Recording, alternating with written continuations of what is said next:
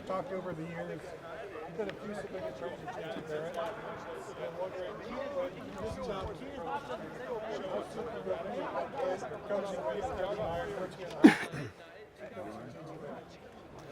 well, again, to me, just from afar, just his body, the way he plays a freshman, what to me was uncanny. I think in the world of where so many players are selfish, and it was a competitive situation, and coming through the injury with Cardell and Braxton, and the way he handled that, where sometimes, the egos, and everybody wants the ball, and you want to be the guy. I thought from afar, I was impressed the way he handled that, because that could have been divisive to that team.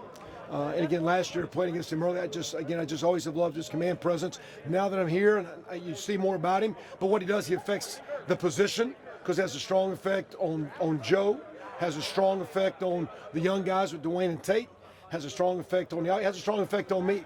So he's got some great leadership skills. Haven't met his family, but he's a blessed kid, and I'm blessed to have a chance to coach him. He's pretty neat. Kevin, you have not, to my knowledge, addressed what happened at the end of Indiana, especially with the allegations of service afterward. What would you want to say about your departure from Indiana and how that went down?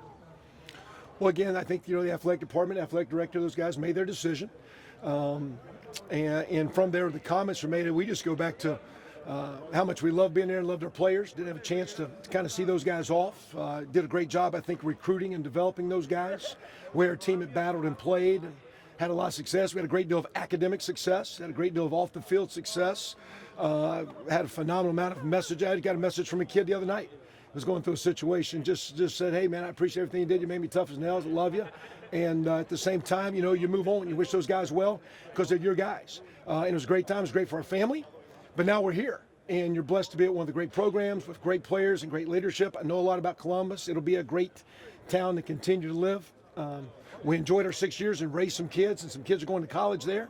But now we'll move over here and get moving on. So, again, loved our time, but we're excited about moving forward as well.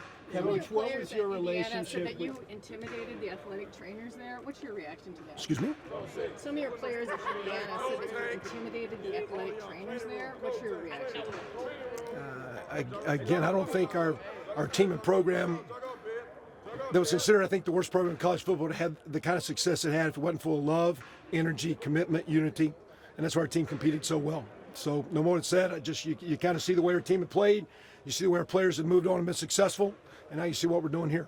What was your relationship with the athletic training staff at IU? Again, I think a couple of those trainers were the best I'd ever been around. Outstanding. Patrick Spill, been off the chart, just like our guys here. And those guys handled all the decisions. Used to get ridiculed when Tevin Coleman would come out of game, or Dan Feeney missed a bunch last year. So those guys ran the ship. They did a great job. For players. Again, you take a losing program and have that kind of success. That was a great commitment from a lot of people. And those guys were awesome. Kevin, what's your top priority this spring with getting to know JT Barrett and kind of inserting your influence on the offense in the way that he plays the game? I think the first thing, in my opinion, one, is really getting comfortable with the way we do things and earning their trust.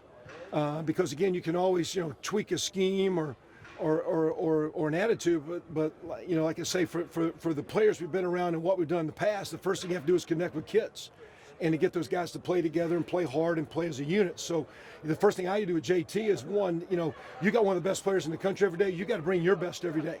Be great in the meeting room, be great on the field, be great like today in our practice plan. I could have done a better job. I thought our players did really good. I thought I could do a better job.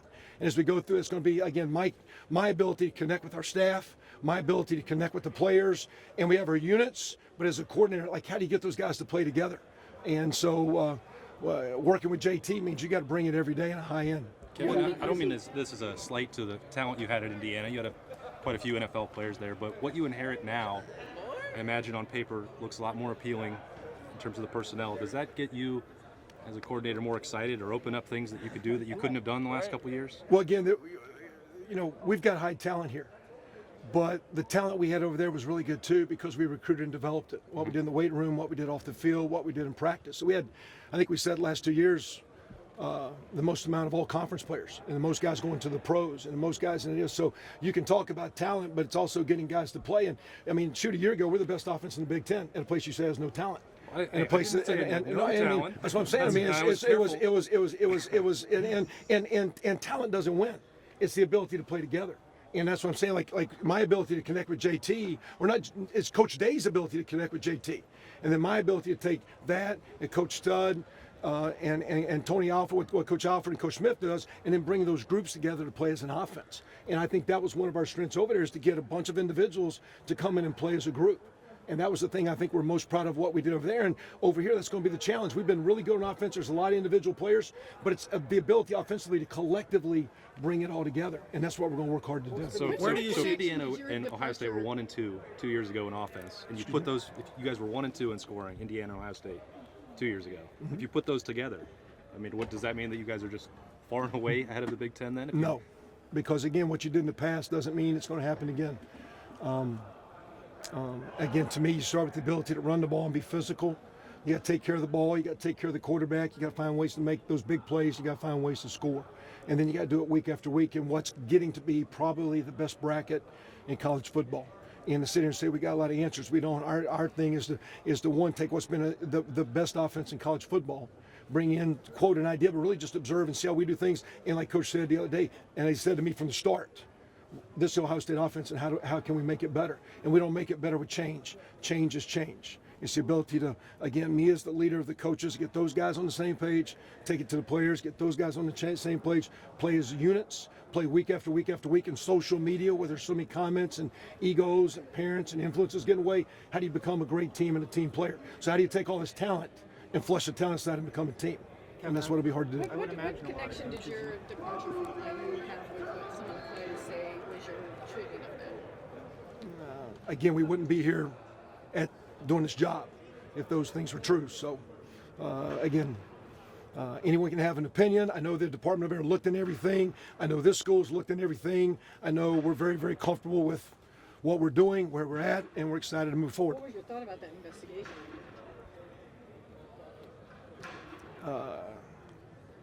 Again, the athletic director had outside counsel, found no evidence, and that's why we're here. Kevin, the investigation found that the culture needed to change. What are your thoughts about that? The culture under Kevin's your a Buckeye, program. folks. Kevin's a Buckeye.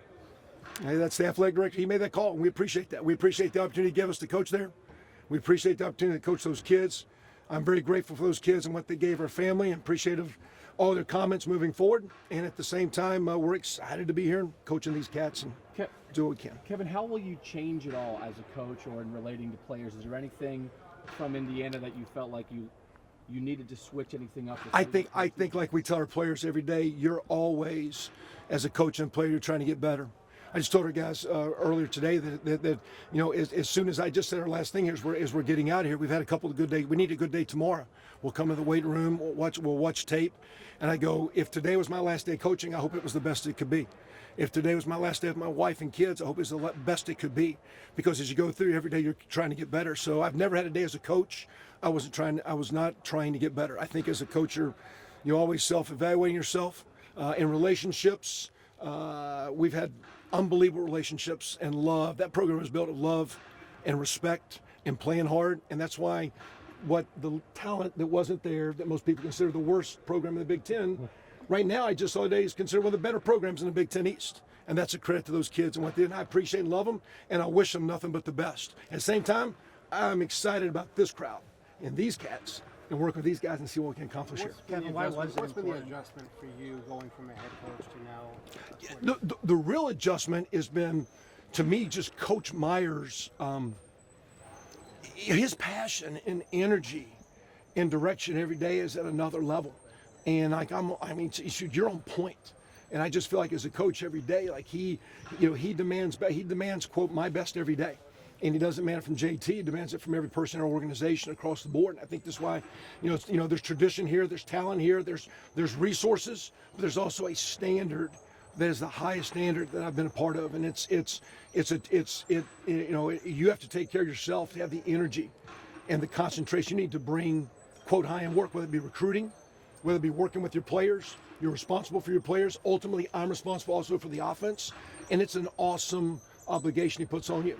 And I respect the way he does it because it's high end. How do you mesh the idea that you've obviously run your offense very successfully, but you're coming into this offense, and it's not your offense, it's their offense. How do you mesh that and incorporate what you do within this offense? I think over time, like we weren't a big playbook offense.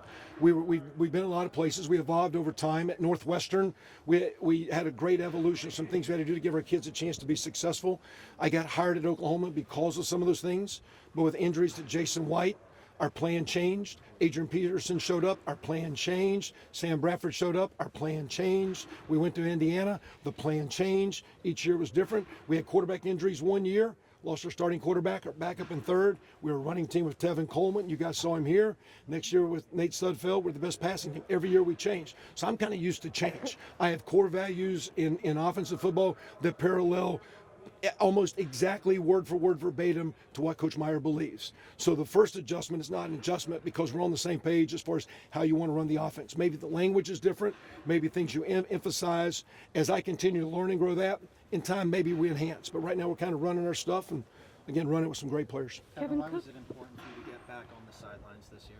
Excuse me? Why was it important for you to get back on the sidelines this year? Oh, I mean, one, I love coaching, love working with kids. Never thought about not doing it.